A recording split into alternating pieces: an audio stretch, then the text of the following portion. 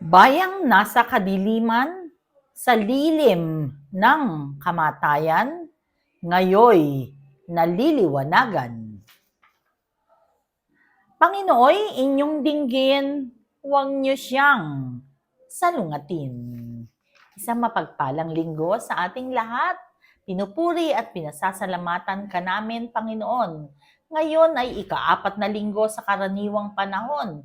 Ito rin ay Pro-Life Sunday, National Bible Sunday at Sunday of the Word of God. Napakaganda, no?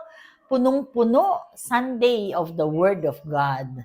Ano ang mensahe mo sa amin sa araw na ito? Papuri at pasasalamat sa iyo, Panginoon. We praise and thank you for the gift of life, the gift of love, the gift of family, of community, of belongingness, and the gift of today being the 4th Sunday in Ordinary Time. We are about to end the ME Weekend Seminar of San Pablo Ermitaño Prayer Group, an affiliate prayer group of the Hearts of Jesus and Mary Prayer Community, and this is their ME1. Ang paalala sa ating ebanghelyo ay yung tayo ay, di ba, tayo ay kawangis ng Diyos. We were created in His image and likeness. Kaya nga naman, ang pagdiriwang ng Pro-Life Sunday ay yan yung kawangis tayo ng Diyos. Buhay. Buhay na ating natamo dahil mahal tayo ng Panginoon. Palagi kong sinasabi, kapag ikaw ay nagising pa sa umaga, dapat masaya ka. Ipagpasalamat mo na buhay ka pa. Bakit? Kasi ang dami namang namatay sa kanilang sleep. Yung hindi na nagising. At kapag nangyari yon, tapos na. Wala na. You can never go back to your life. Tapos na Ibig sabihin, end na yon.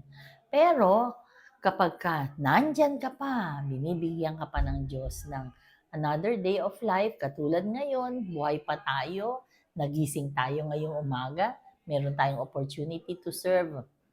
Walang pagsidlan ng kaligayahan at pasasalamat ang pwede nating ibigay sa Panginoon dahil sa mga bagay na yan. Kaya nga naman tayo ay dapat maging magalak, masaya, at grateful. Maraming salamat, Panginoon, sa iyong pagmamahal. Napakaganda ng harvest ng San Pablo Ermitaño Prayer Group. Ang kanilang mga candidates ay 18+1. So, 19 candidates, couple candidates ang naipanik nila dito sa retreat house para makinig sa mga salita mo, Panginoon.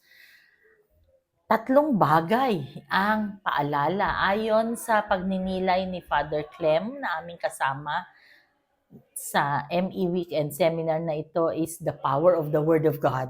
Yung bang the Word became flesh. Ito ang panawagan sa atin to preach the good news. Yung salita ng Diyos kasi may power. Kaya kahit na kailan mo sabihin, kanino mo sabihin, at whatever time you say the word, to preach the word, to utter the word, walang mali. You will never go wrong. Bakit? Kasi salita ng Diyos yan Kaya kung gusto mo na lahat ng sasabihin mo ay naaayon sa salita ng Diyos, huwag kang lumihis, huwag kang lumayo. Diyan ka lang sa Word of God. Kalawa is the power of prayer. Yung panalangin, napaka-powerful niyan. Palagi ko ang sinasabi. Sabi nila, dapat very specific ka sa prayer. Pero ako kasi, all-encompassing na si Lord ang bahala. I do not dictate on the Lord on what to do to my life. Basta ako, lagi ko lang sinasabi, Lord, please take care of everything. Yun lang. At ang third, yung kanina prayer with the family.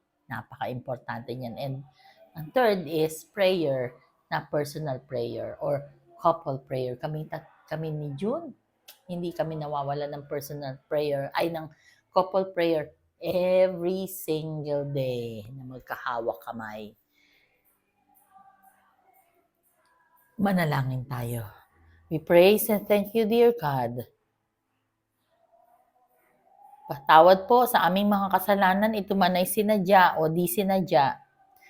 We lift up to you yung may mga sakit, ako po hindi pa magaling. Yung mga requesting for prayers and those who are praying with us right here, right now. Lord Jesus, please be with us always and in all ways and allow your presence in our lives to manifest. Ikaw po ang manguna sa lahat ng aming mga gawain, Panginoon. All this we pray in Jesus' mighty name through the intercession of our Blessed Mama Mary. Amen. Congratulations, San Pablo Ermitaño Prayer Group. Welcome to the community, kayong mga graduates. Blessed Sunday once again. God bless us all.